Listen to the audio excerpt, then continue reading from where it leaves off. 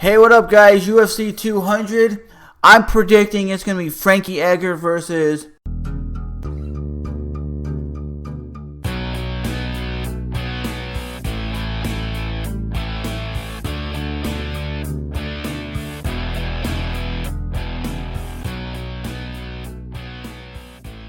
Conor McGregor. I predict that fight should happen.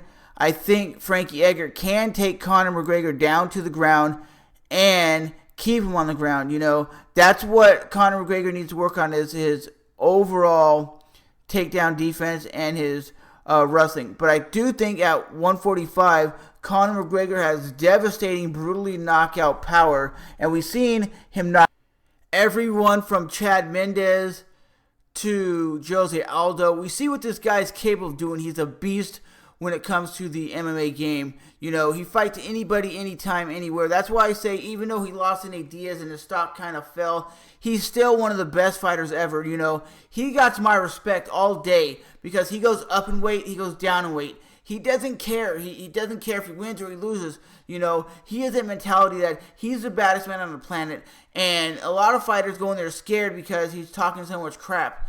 And I think Frank is a guy that can hang and bang with him. I really do. I think Frank has a lot of movement, a lot more movement than Conor. And Conor throws more flashy kicks. And Frankie might win this fight by points. But if Conor at 145 pounds lands one of those devastating, brutal knockout that he's done with the other featherweights, he really has a chance because he has a longer reach over Frank. He's a bigger guy over Frank. And that's the same thing, saying a bigger, stronger guy usually wins the actual fights. Because Frankie Edgar has tremendously good takedowns, tremendously good foot movement, tremendously good heart, tremendously good determination. And we know what he's capable of doing. He's been able to take a lot of brutal punches. And Frankie Edgar's been a champion at 155. And we see what Gray Maynard was able to do, like brutally almost knock him out, and he was still able to come back. That dude fights with a lot of extreme heart. He has a lot of heart, and he doesn't back down from anybody. Fighting guys that were bigger than him, and even Frankie Edgar said he might actually think about going to 135. He's capable of doing it because he's a small 155er. He's a decent 145er. I think he walks around maybe at 150, 152, 155 or something like that. Barely. He said when he was fighting at 155, he was cutting no weight, basically. So he's fighting at his natural weight, which is really good. So if Conor McGregor does fight him at UFC 200, I think Conor McGregor has a fight in his hand. I don't know if his brutal knockout power can knock out Frankie because I don't know if Conor hits harder than Gray Maynard, but I'm not counting anything out against Gray Maynard when he fought. I'm not counting anything against Frankie Edgar because I think Frankie Edgar is the dude that can hang and bang with Conor because he's just that damn good. But at the end of the day, it's going to be a hell of a fight. I know a lot of you guys are going to say, well, Conor's just going to mop him up, or Conor's just fish out of water now. Conor sucks.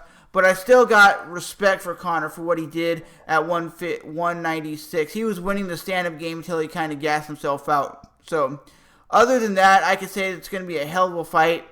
I don't want to see the Jose Aldo Conor fight because they know if they give Jose Aldo the fight, they're just going to give Conor a guy that if he comes in there, he cracks him and knocks him out, he wins again. They're like, well, Conor's back knocking fools out.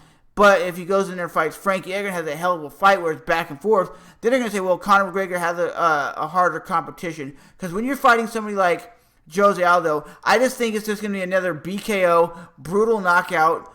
Maybe not in 13 seconds, but it's still going to land and whatnot. But Conor, if he comes back, he needs to train 100% on his jiu-jitsu and his grappling. Yes, the grappling that he did with Nate Diaz, when Nate Diaz shot him for the takedown, he flipped him over. He did pretty damn well in the first round with the jiu-jitsu game.